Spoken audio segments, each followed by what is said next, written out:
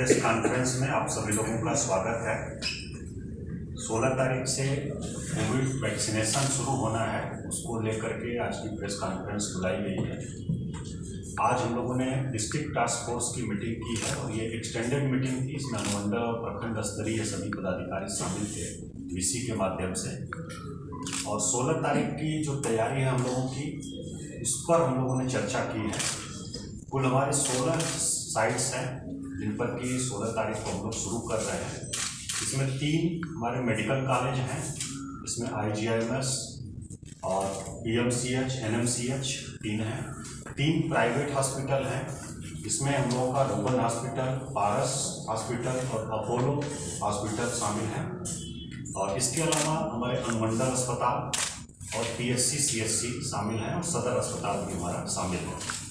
16 sites पर कुल 38,295 लोगों का अभी रजिस्ट्रेशन हम लोगों ने किया हुआ है, जिनको की वैक्सीनेशन फर्स्ट राउंड में करना है।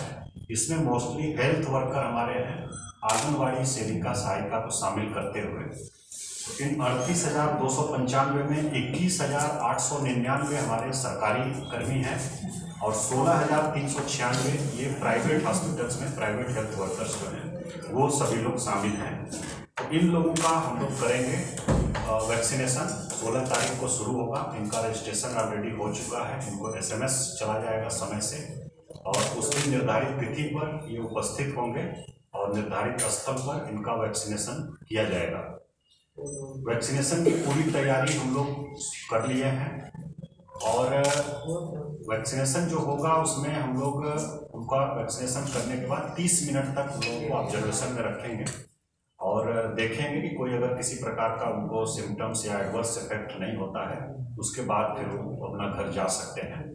और एडवर्स इफेक्ट कुछ अगर होता है तो उससे भी निपटने के लिए हम लोगों ने तैयारी किया है, पूरा पुख्ता इंतजाम किया है। वहाँ भी मेडिकल किट के साथ हमारे स्टाफ रहेंगे साइट्स पर और उसके अलावा एम्बुलेंस भी रहेगी। और बाकी हमारे जो बड़े हॉस्पिटल्स हैं उनमें भी हम लोगों ने सब अलर्टनेस रखा है कि हम लोग इसको देख सकें। दूसरा, जो वैक्सीन किसको नहीं लगेगी ये इम्पॉर्टेंट है, हम लोग सबको बता रहे हैं। जैसे पहले दिन तो हम लोगों का है कि मोर देन 50 ईयर्स के जो लोग हैं, इनको किसी प्रकार की अन्य बीमारी है, गंभीर बीमारी है, तो उनको पहले दिन हम लोग अभी रोक रहे हैं, हेल्थ वर्कर्स में भी हमारे। दूसरा, उसके साथ साथ जैसे प्रेग्नेंट वुमेन हैं तो उनको नहीं लगना है। 18 ईयर्स से कम उम्र के अभी जो लोग हैं उनको भी नहीं लगना है। तो और किसी प्रकार की एलर्जी अगर है वैक्सीन से या मेडिसिन से, किसी प्रकार की एलर्जी है तो उनको भी नहीं लगना है। कोविड पॉजिटिव जो लोग हैं उनको भी नहीं लगना है। वो जब निगेटिव आ जाएंगे उसके 15 दिन के बाद ही उनको वैक्सीन लग सकती है। तो इस प्रकार का भी हम लोग सभी लोगों को जानकारी दिए हैं और आपके माध्यम से भी लोगों को बताना चाह रहे हैं। और बाकी वैक्सीनेशन की हम लोगों की पूरी तैयारी है और अच्छे से हम लोग इसको कराएंगे। और कोई स्पेसिफिक प्रश्न हो तो आप लोग पूछ सकते हैं।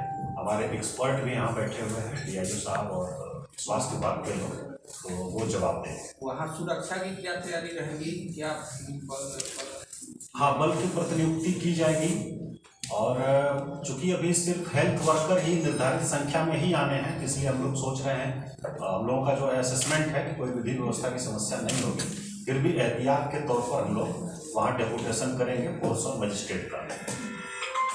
आज वैक्सीनेशन आ रहा है सर, उसको अपने सही जगह तक ले जाने के लिए क्या क्या व्यवस्था है? अभी हम लोगों को इस प्रकार की कोई सूचना नहीं मिली है अधिकृत रूप से, और उसका जो निर्धारित स्थल है पहले से चिन्हित है, आप लोग अवगत हैं NMCH में। और बाकी अगर आती है तो वो रूटीन वे में अपना जाएगी, वहाँ स्टोरेज होगा। हम लोगों का रोज शुरू होगा जब हम लोग को वैक्सीन अलॉट हो जाएगी, वहाँ से हम लोग अपने स्टोरेज में ले आएंगे, हमारे प्रखंड में जो स्टोरेज है वहाँ ले जाएंगे और वहाँ पे साइट्स पर जो ले जाना होगा ट्रांसपोर्टेशन, उसकी व्यवस्था हम लोग देखेंगे। सर, जिले में अभी तक कितने वैक्सीन स्टोर करने की क्षमता हो गई है, बताइए।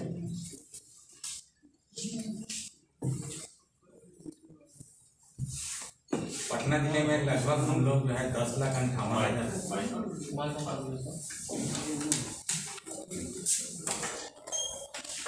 पटना जिले में अभी तक हम लोग 10,58,834 डोज का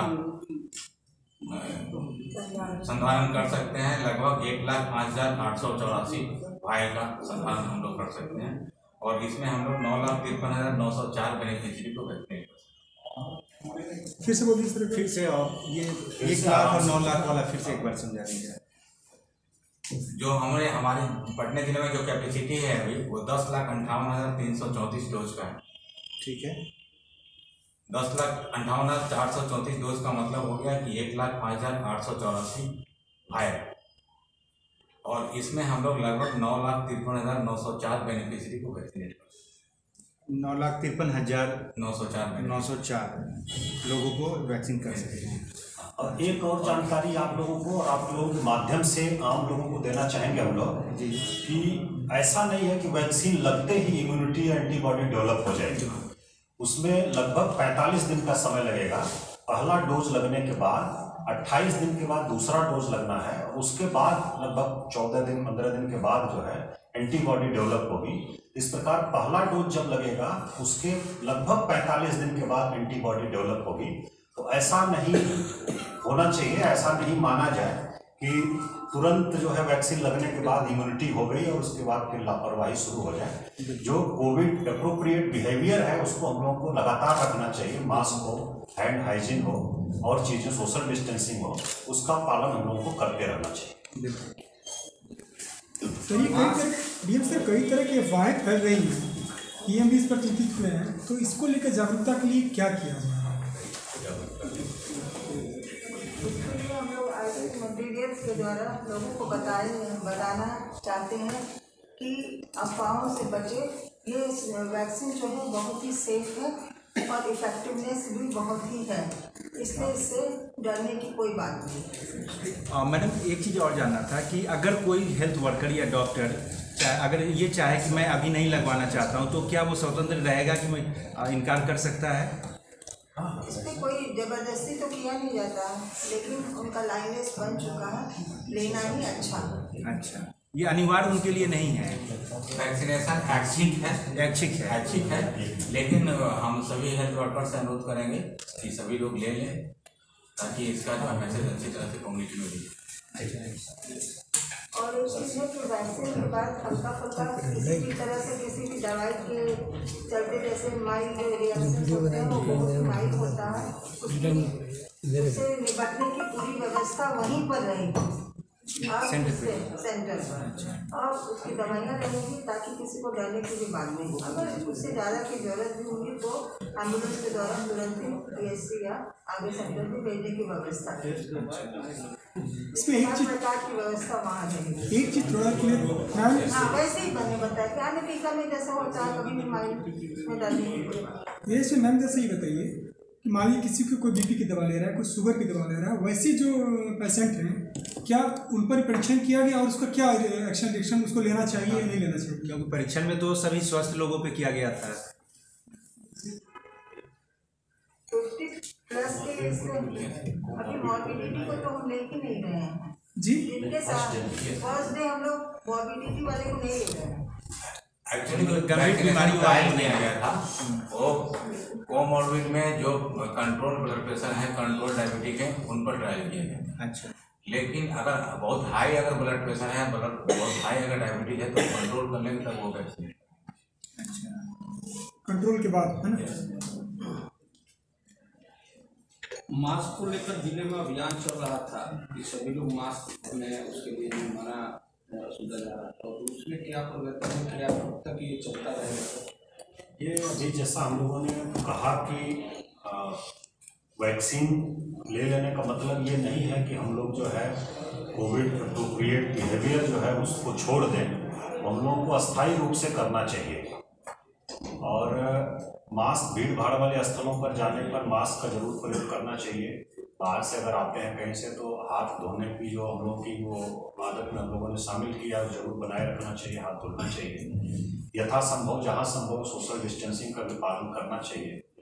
और जैसा कि बताया जा रहा है कि वैक्सीन लेने के 45 दिन बाद एंटीबॉडी डेवलप होता है और हमको लगता है कि उसके बाद भी हम लोगों को जो कोविड एप्रोप्रिएट बिहेवियर है उसको जारी रखना चाहिए। Thank you so much.